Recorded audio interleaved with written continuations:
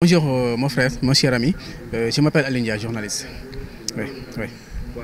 Ma question est de savoir l'actualité, la nomination de M. Pape Alé Niang à la tête de l'ETS. Est-ce que M. Pape Alé Niang en a été ce de l'ETS? Merci beaucoup mon cher ami Diba pour cette question que vous m'avez posée concernant la nomination de Pape Alé Niang au niveau de la direction de la RTS. Je pense que vu son passage, vu la personne, je pense que je ne veux pas quelqu'un d'autre qui mérite plus ce poste de directeur général de la RTS que Pape Alé Niang. Parce que Pape Alé Niang, depuis des années, on se rappelle bien de ces moments quand il était à Sud FM, quand il faisait la revue de presse. C'est lui-même qui a initié, qui a innové la revue de presse au niveau des médias sénégalais.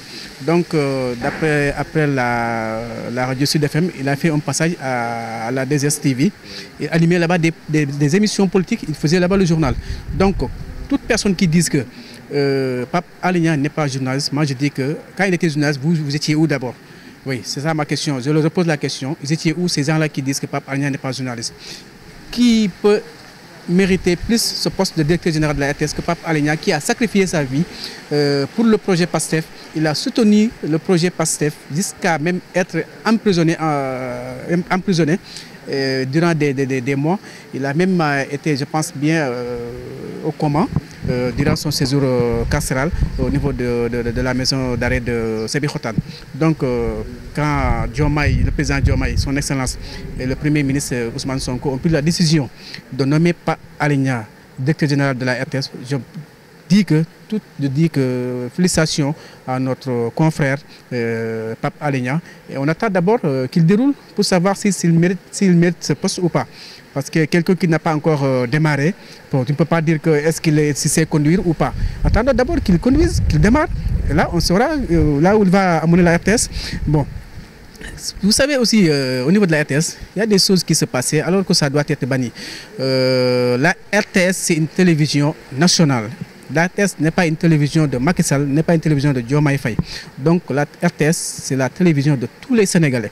Tout programme qui concerne et qui a importance pour le Sénégal doit être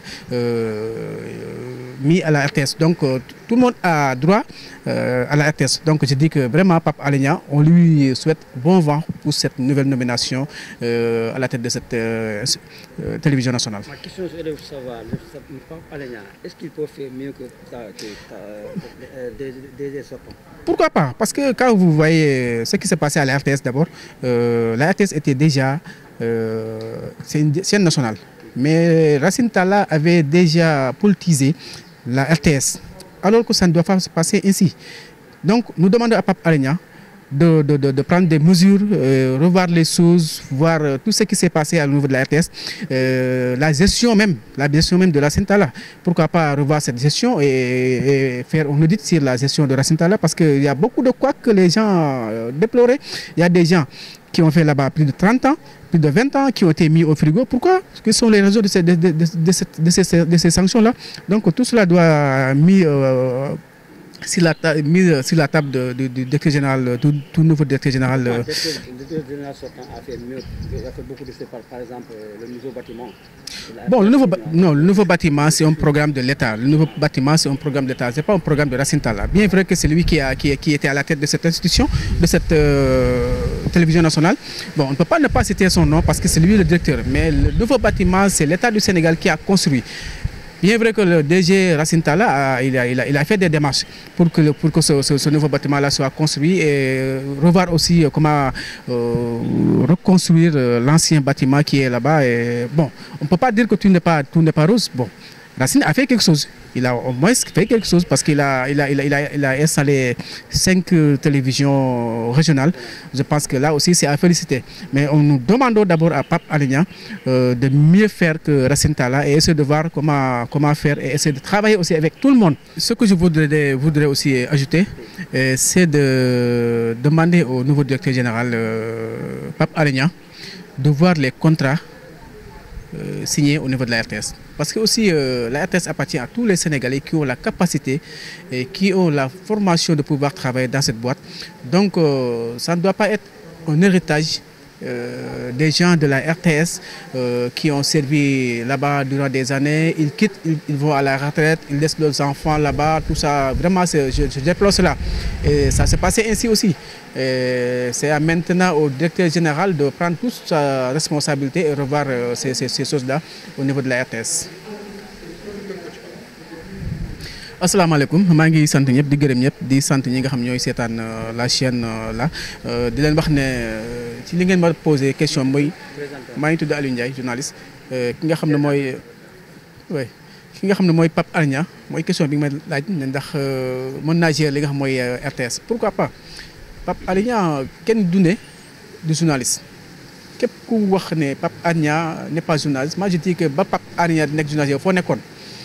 Parce qu'on se rappelle bien quand on était encore au collège, Pape Alé Niang il faisait, il y revue de presse au niveau de la radio Sud FM. Il y a dem 2S, il y a des émissions, il y a des journaux. Il y a un problème avec le propriétaire de cette chaîne, El Hadj Ndiaye. Il a créé sa propre chaîne, Dakar Matin. Il faisait là-bas des émissions, peut-être qu'il a arrangé tout le monde. loolu jural ko ñu tëj ko kaso ay yooni yoon ba dem ba moom ci boppam mu dem ci ba nekk ci kaw lalu hôpital te terewul mu ngi ci kaso waroon dem ba ñu war a ñàkk li nga xam mooy bakkanam mu jaraloon ko te li ko jaraloon loolu yëpp mooy le projet Pastef bi nga xam moom la doon soutenir gëmoon ko di ngat ñi nga xam mooy nguur gi fi jóge ci seen gestion di génne seen i mboot yooyu nekk loo xam ne lu métti woon ci moom. kon ñooñu nga xam ñoo jël réew mi tey muy son excellence le président Bassirou Diomaye Faye ak le premier ministre Ousmane Sonko suñ jëlee un décret nommé Pape Alé Niang au niveau de la direction générale de la RTS je dis que gàcce ngalaama il mérite da koo yelloo parce que dafa xeex ngir Pastef dafa xeex ngir réew mi waxuma sax Pastef kese mais dafa xeex ngir réew mi parce que yu bëri loo xam ne kenn ñemoo ko woon génne kenn ñemoo ci woon wax Pape Alé Niang da ko doon génne di ci wax donc tey kooku suñ ko nommé tey direction générale mais nit ki nag mënoo wax ne mën naa dawal oto te taalagul oto bi départ tant que mu ngi toog ci oto bi taalagul mënoo xam ndax mu ngi mën na dawal am mënul dawal da ngay bàyyi mu démarrer. Pape Alé mën naa def lu raw ko Racine Talla li mu def parce que xam nga lu tax c'est une question de management c'est une question d'administration maanaam doxalal la du leneen parce que RTS dafa demoon ba doon loo xam ne maanaam dañ ko politiser woon dem ba def ci sax yoo xam ne bokkutul ci RTS parce que RTS télévision nationale la du télévision Macky Sall du télévision Diomaye Faye télévision nationale la ñëpp ci war a yem. yaa ngi dégg donc nag suñu demee dem ba jël RTS di ko politiser dafa def yoo xam ne ay yëfu politique kii far ci opposition du fa génn ki nekk ci nguur gi dafa génn xam nga ñu koy teg chaque jour loolu tamit dañ ko war a dindi Pape Alé Niang je lui demande mu dindi li nga xam mooy mode de gestion boobu nga xam moo nekkoon RTS maanaam lii xew ci nguur gi rek la ñuy wone li nekk ci opposition ba leneen bokku ci loolu je dis que jaaduwul RTS u ñëpp la ñëpp ci war a gis seen bopp yaa ngi dégg may aussi wax ci li nga xam moo fa xewoon mooy ñi nga xam ne dañ fa def ay ati at dem ba ki nga xam moo fa nekkoon directeur général xëy na peut-être seen xaw ma lu dañ moo seen problème mu jël leen mettre leen au frigo te ñu nekk ay professionnels yoon fa ay responsabilités yu kawe ñu mettre leen au frigo bon liggéeyatuñu sinon suñuy liggéey tamit seen liggéey demeetul noonu loolu dafa war a jeex képp ku am xam-xam pour liggéey RTS da nga fa war a dem liggéey fekkee ne yow jël nañ la mais waxuñu RTS boo xam ne da nga fay liggéey ba retraité sa doom ñëw toog RTS di liggéey waxuñu loolu. tout journaliste qui a la possibilité et la capacité nga mën a dem liggéey RTS da nga war a dem liggéey RTS parce que RTS su ñëpp la du RTS su kenn ñëpp a ci war a yem mais toog liggéey ba mu dem retraite nga naan non dem naa retraite mais sama doom laa fi teg loolu dafa war a jeex. par exemple def na benn d'accord Racine Talla def na du ma ne deful dara def na dara parce que au moins durant son règne là au niveau de la RTS def na ba dem na ba taxawal 5 chaînes yoo xam ne régional muy RTS 1 2 3 4 ba 5 loolu dañu ko naan gàcce ngalaama mais nag yemul foofu bâtiment bi d'accord dox na ci wax na ci mais bâtiment bi c'est un programme de l'État moo ko moderniser état moo def ay kiyam ay projet pour moderniser la RTS kon loolu la quoi mais bof dañu ne bokk ci liggéeyu ci parce que il a fait des démarches sur cela ci bâtiment bi construction bi ba mu yegg si à ce niveau donc loolu aussi di ko ci sant di ko ci gërëm waaw parce que loolu liggéeyam la bokk ci gestion la bokk mais aussi ñu ngi wax Pape Alé Niang mu gën a vigilant daal su demee RTS dem a xool naka lay liggéeyee ak ñëpp bañ a beddi kenn képp ku fa liggéeyee mu toog ak ñoom waxtaan ak ñoom xam naka lay doxalee ay mbiram ñu bàyyi ko daal mu doxal quoi ba ci kanam ñu doog a xam après lan lay wax ci moom.